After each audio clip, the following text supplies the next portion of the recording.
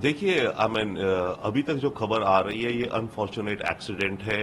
वो जहां से ईरान के वेस्टर्न बॉर्डर की तरफ से वापस आ रहे थे, पहाड़ी इलाका था, बारिश हो रही थी और फॉग था और रात का समय है। तो अभी तक तो जो सारे अंदाजे हैं वो ये है कि एक एक्सीडेंट है और रात भर ढूंढा जाता रहा और अभी कुछ समय पहले ही इसकी लोकेशन मिली है और जहां तक कहा जा रहा है कि कोई भी सर्वाइवर बचा नहीं है। तो अभी तक तो ऑब्वियसली पूरा एस्टीमेट जो लिया जा रहा है वो यही है कि ये एक एक्सीडेंट है जो कि वेदर कंडीशंस के कारण और वेदर कंडीशंस के साथ हो सकता है ह्यूमन एरर यानी कि पायलट का एरर कंबाइन हो गया हो।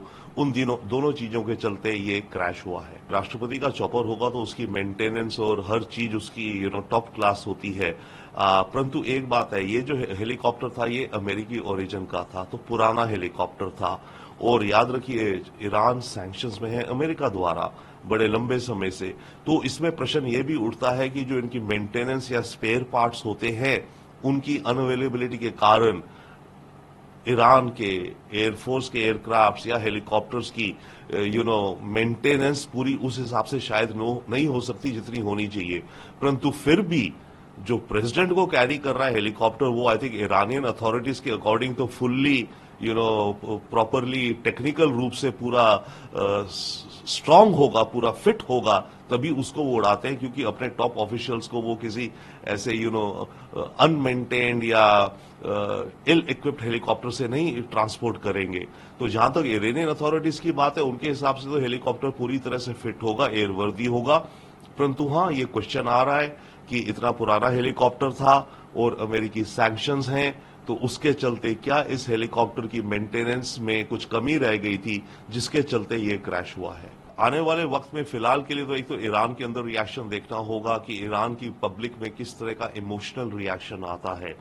अगर ईरान की पब्लिक इमोशनल रिएक्शन में इजराइल को ब्लेम करती है, चाहे कि कोई तथ्य ना भी हो, तब ईरान की लीडरशिप को शायद कुछ अपना कदम उठाना पड़ेगा, दिखाने के लिए भी देखो हम भी कुछ कर सकते हैं। तो एक खतरा फिलहाल है।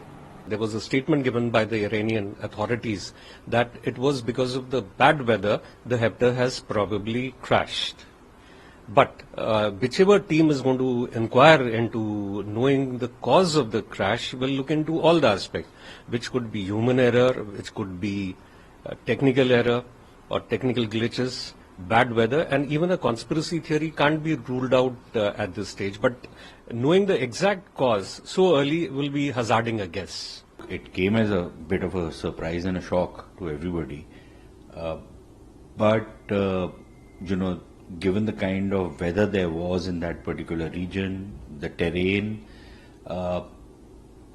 it's quite possible that this was an accident. And very often we've seen that in India as well, that the dignitaries, even when it's not safe to fly, sometimes order the officials to fly them out because they have some other pressing engagements, and they take those chances.